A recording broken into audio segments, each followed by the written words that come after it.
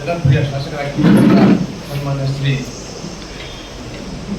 ವೆಂಕಟಿ Srinivas sir ಅವರೇ ಹಾಗೂ ವೇದಿಕೆ ಮೇಲೆ ಅಧಿಕಾರಿ ವರ್ಗದವರೇ ಹಾಗೂ ಈ ಒಂದು ಸಮಾರಂಭದಲ್ಲಿ ಭಾಗಿಯಾಗಿರ್ತಕ್ಕಂಥ ಎಲ್ಲ ಪಟ್ಟಣ ಪಂಚಾಯಿತಿಯ ಸದಸ್ಯರುಗಳೇ, ಎಲ್ಲ ಸರ್ಕಾರಿ ವರ್ಗದವರೇ ಹಾಗೂ ಈ ಕೂಡ್ಲಿಗಿಯಲ್ಲಿ ಊರಮ್ಮನ ಜಾತ್ರೆ ಸುಮಾರು 15 ವರ್ಷಗಳ ಕಾಲ ನಂತರವಾಗಿ ಬಹಳ ವಿಶೇಷವಾಗಿರ್ತಕ್ಕಂಥ ಜಾತ್ರೆ. ಹಿಂದೆ ಸರ್ವ ಅಧಿಕಾರಿ ವರ್ಗದವರೇ, ಈಗಿಂತಾನೆ ಎಲ್ಲ ಅವರು ನಮ್ಮ ಶಿವಪುರ ಡಿಪಾರ್ಟ್ಮೆಂಟು ಭಾಳ ನೆಸಿಟಿ ವಾರ್ಡ್ ವೈಸ್ ಇಬ್ಬರು ನೇಮಿಸಿದಪ್ಪ ಅಂದ್ರೆ ಭಾಳ 18 ವಾರ್ಡ್ಗಳಿಗೆ ನೇಮಿಸಿದಪ್ಪ ಅಂದ್ರೆ ಭಾಳ ಒಳ್ಳೆಯದು. ಯಾರ್ಯಾರು ಬರ್ತಾರೆ, ಯಾರು ಹೋಗ್ತಾರೋ ಅಂದ್ರೆ ಚಲನ ಹೀಗೆ ಅದಕ್ಕಿಂತ ಹೆಚ್ಚು ವಿಷಯ ತಿಳಿಸಿಕ್ಕೆ ಬರೋಲ್ಲ. ಯಶಸ್ವಿ ನಮ್ಮ ಗುಳಲಕ್ಕನ ಜಾತ್ರೆ, ಆಮೇಲೆ ಗುರುಮನ ತೇರು ಜಾತ್ರೆ ಪರವಾಗಿ ತಾವೆಲ್ಲ ಯಶಸ್ವಿ ಶಾಸಕರಾಗೆಲ್ಲ ಹಿರಿಯ ಸ್ನೇಹಿತರಿದ್ದಾರೆ. ಎಲ್ಲ ಸ್ವಲ್ಪ ಕಾರಣಗಳಿಂದ ನಮ್ಮ ಮೂಲತಃ ಭಾಷಣಕಾರಲ್ಲ, ನಾವೇನು ಕಾರ್ಯರೂಪಕಾರರಷ್ಟೇ. ಈಗ ಎಲ್ಲರೂ ಹೇಳಿದ ಗುಳಲಕ್ಕನ ಜಾತ್ರೆ ಇದೆ, ಟ್ಯಾಂಕರ್ ನೀರುಗಳು ಹೋಗ್ಬಿಡ್ತಾರೆ. ಅದಕ್ಕೆ ಅವತ್ತೊಂದಿನ ಊರಲ್ಲಿ ಕರೆಂಟಿಲ್ಲ, ಪರವಾಗಿಲ್ಲ, ಹೊರಗಡೆ 1.5 ಕೋಟಿ ವೆಚ್ಚದಲ್ಲಿ ಆ ಗುಳಲಕ್ಕಮ್ಮನ ಖುಷಿ ಆಗ್ತಾಳೆ. ಗುಳಲಕ್ಕಮ್ಮನ ಹೊತ್ಕೊಂಡು ಹೋಗೋದು ಪೂಜಾರಿ ಖುಷಿ ಆಗ್ತಾನೆ. ಆ ಹಿಂದೆ ಹೋಗ್ತಕ್ಕಂಥ ಭಕ್ತರು ಕೂಡ ಎಲ್ಲ ಕೂಡ ಖುಷಿ ಆಗ್ತಿದೆ. ಯಾಕಂದ್ರೆ ಅಂಥ ಸುಂದರವಾಗಿರ್ತಕ್ಕಂಥ ರಸ್ತೆಯನ್ನ ಮನೆ ಶಾಸಕರು ಮಾಡಿಕೊಟ್ಟಿದ್ದಾರೆ. ನಿಜವಾಗ್ಲೂ ಕೂಡ ಅದು ಇನ್ನು ಯಾರು ಕೂಡ ಭಾಳ ಜನ ರಸ್ತೆ ನೋಡಿಲ್ಲ. ಆ ದೇವತೆಯಿಂದ ಹೋಗ್ಬೇಕಾದ್ರೆ ನಿಜವಾಗ್ಲೂ ಕೂಡ ನಮ್ಮ ಶಾಸಕರು ಕೂಡ ಒಂದು ಹೆಸರು ಬಂದೇ ಬರ್ತದೆ ಅಂತ ನನ್ನ ವೈಯಕ್ತಿಕ ಅಭಿಪ್ರಾಯ. ಹೆಸರು ಬರಲಿ ಅಂತ ಅವ್ರು ಮಾಡಿಲ್ಲ, ಅಭಿವೃದ್ಧಿ ಮಾಡ್ಕೊಂತ ಮಾಡಿದ್ರೆ. ಆದರೆ ಆ ರಸ್ತೆಯನ್ನು, ಆ ಚರಂಡಿಯನ್ನು ನೋಡಿದ ಮೇಲೆ ಎಂಥ ಸುಂದರವಾಗಿರ್ತಕ್ಕಂಥ ರಸ್ತೆ ಮಾಡಿದ್ರಪ್ಪ, ಒಳ್ಳೇದು ಮಾಡಲಿ ದೇವ್ರು ಅಂತೇಳಿ ಆ ದೇವರಿಗೆ ಕೂಡ ಪ್ರಾರ್ಥನೆ ಮಾಡ್ಕೊಳ್ಳೋಂಥ ಒಂದು ಸಂದರ್ಭ ಕೂಡ ಸೃಷ್ಟಿಯಾಗಿದೆ ಅಂತ ಹೇಳಕ್ಕೆ ಇಷ್ಟಪಡ್ತಾ ಇದ್ದೀನಿ. ಜೊತೆಗೆ ಪಟ್ಟಣ ಪಂಚಾಯತಿ ಅಧ್ಯಕ್ಷನಾಗಿ ಮತ್ತು ಈ ಊರಿನ ಒಬ್ಬ ದೈವಸ್ಥರನಾಗಿ ನಿಮ್ಮಲ್ಲಿ ಮತ್ತೊಮ್ಮೆ ಮನವಿ ಮಾಡ್ಕೊಳ್ತಾ ಇದ್ದೀನಿ. ಇಲ್ಲಿ ಯಾರನ್ನೇ ಮನವೊಲಿಸೋದು, ಯಾರನ್ನೇ ಮೇಲೆ ಎತ್ತೋದು ಇವೆಲ್ಲ ಅವಶ್ಯಕತೆ ಇಲ್ಲ. ಯಾಕಂದ್ರೆ ಇದು ನಮ್ಮ ಜಾತ್ರೆ ಆಗಿರೋದ್ರಿಂದ ಜಾತ್ರೆಗೂ ಆಡಳಿತಾಧಿಕಾರಿ ನಾನೇ, ಅದೇ ಕೂಡ ಧಾರ್ಮಿಕ ದತ್ತಿ ಇಲಾಖೆಗೆ ಒಳಪಡುತ್ತೆ. ಅದೆಲ್ಲರೂ ಗಮನಕ್ಕೂ ಇರ್ತೀವಿ ಅಂತ ಹೇಳ್ತಾ ಇದ್ದೀನಿ. ಸೊ ನಮ್ಮ ಸೌಭಾಗ್ಯ 12 ವರ್ಷ ಆದ್ಮೇಲೆ ಜಾತ್ರೆ ನಡೀತಿದೆ. ಆ ಟೈಮಲ್ಲಿ ನಾವು ತಹಶೀಲ್ದಾರ್ DSP ಆಗಿರೋದು ಒಂದು ಅದೃಷ್ಟ ಅಂತ ತಿಳ್ಕೊತೀನಿ.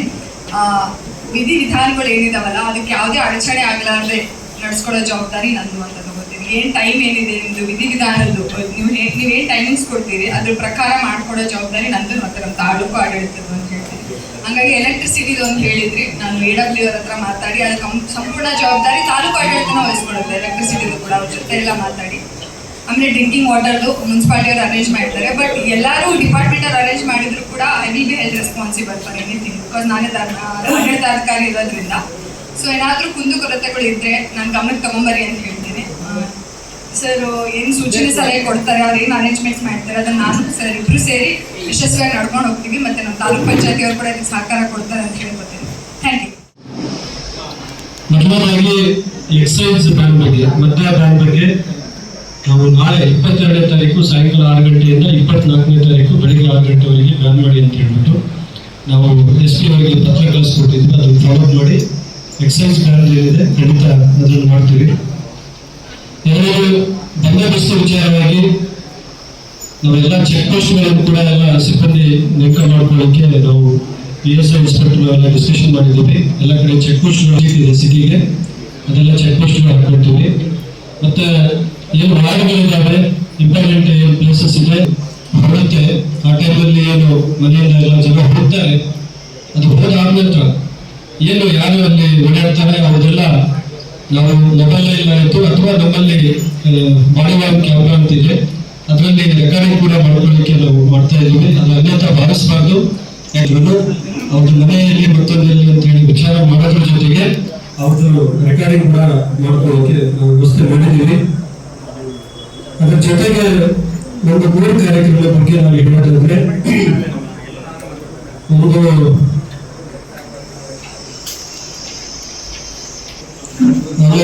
ಜಗಳ ಕಾಲದ ಮತ್ತೆ ಕುಸ್ತಿ ಇವುಗಳ ಬಗ್ಗೆ ಇವತ್ತು ಇಲ್ಲಿ ಬಹಳ ನಾವು ಮಾರ್ಗದರ್ಶನದ ಕೊರತೆಯಿಂದ ಇನ್ನು ಮೇಲೆ ತಮ್ಮೆಲ್ಲರ ಸಲಹೆ ಸಹಕಾರದೊಂದಿಗೆ, ನಮ್ಮ ಒಂದು ಆಶಯದೊಂದಿಗೆ, ನಿಮ್ಮೆಲ್ಲರ ಒಳ್ಳೆ ಸಹಕಾರದೊಂದಿಗೆ ಖಂಡಿತ ಆ ಒಂದು ಕಿಡಿಗೇಡಿಗಳು ಮತ್ತೆ ಇನ್ನು ಒಂದು ಏನು ಕೆಟ್ಟ ಕೆಲವು ಅಭಿಪ್ರಾಯಗಳಿಗೆ ಸಾಧಿಸೋಕೆ ಎಲ್ಲರೂ ಪ್ರಯತ್ನ ಮಾಡೋದು. ಸೊ ಮೊದಲನೇವರು ಮತ್ತೆ ಯಾಕೆ ಈ ದೇವರುಗಳು, ಜಾತ್ರೆಗಳು, ಹಬ್ಬಗಳು, ಈ ದೇವರು ಮಾಡ್ತೀವಿ ಅಂತಂದ್ರೆ ಇದೇ ರೀತಿ ಐಕ್ಯತೆ, ಇದರಿಂದ ಎಲ್ಲ ಒಂದು ಐಕ್ಯತೆ, ಅದರಿಂದ ಎಲ್ಲ ಮಾಡೋಂಥದ್ದು ಇದು ಒಂದು ತುಂಬಾ ಒಳ್ಳೆ ಆಚರಣೆಗಳು.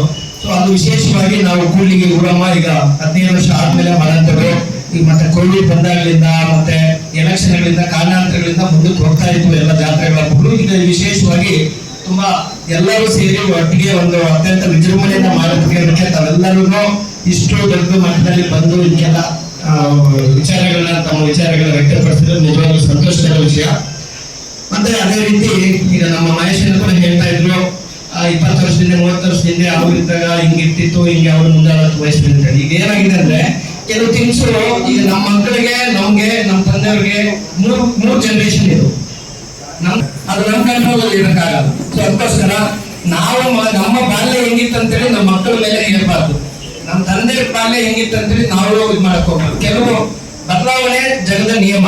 ಸೊ ಜನರೇಷನ್ ಚೇಂಜ್ ಇಂದ ಈಗ ಮೊಬೈಲ್ ಆಗಿರ್ಬೋದು, ಈಸಿ ಆಕ್ಸೆಸ್ ಆಗಿರ್ಬೋದು. ಈಗ ನಾನೇ ನಮ್ಮ ಊರಲ್ಲಿ ಏನಾದ್ರು ಪೊಲೀಸ್ ಜೀಪ್ ಬುಲೆಟ್ ಕೇಳಿಸಿದ್ರೆ ಗುಡ್ಡು ಕೊಡೋಗ್ತಿದ್ವಿ ಎದ್ಕೊಂಡು ಪೊಲೀಸ್ ಬಂದ್ರೆ.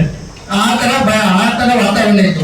ಒಂದು PC ಬಂದ್ರೆ ಅವಾಗ ಕೋಲ್ ಇಟ್ಕೊಂಡು ಬರೋರು, ಮತ್ತೆ ಹೊಡಿತಾರಂತ ಗೊತ್ತಿತ್ತು. ಊರಲ್ಲಿ ಯಾರು ಬಾಗಿಲು ಹಾಕೊಂಡಿರೋದು, ಬಾಗಿಲು ತೆಗಿತಿರ್ಲಿಲ್ಲ. ಇಲ್ಲಾಂದ್ರೆ ಗಂಡಸರಂತ ಓಡಾಡ್ಬಿಡೋದು, ಹೆಂಗಸರೇ ಇರೋದು. ಪೊಲೀಸರು ಬಂದ್ರೆ ಆ ಒಂದು ಪರಿಸ್ಥಿತಿ ಇತ್ತು ಹಳ್ಳಿಗಳಲ್ಲಿ. ಈಗ ನಿಂದೇನು ನೀನೇನು ಎಲ್ಲ ಈಗ ಸ್ಟೇಷನ್ಗೆ ಬಂದು ಗಲಾಟೆ ಮಾಡೋಂಥ ಪರಿಸ್ಥಿತಿ ಇದೆ. ಇಲ್ಲ ಅಂದ್ರೆ ಸಂವಿಧಾನದ ಶಕ್ತಿ ಗೊತ್ತಾಗಿದೆ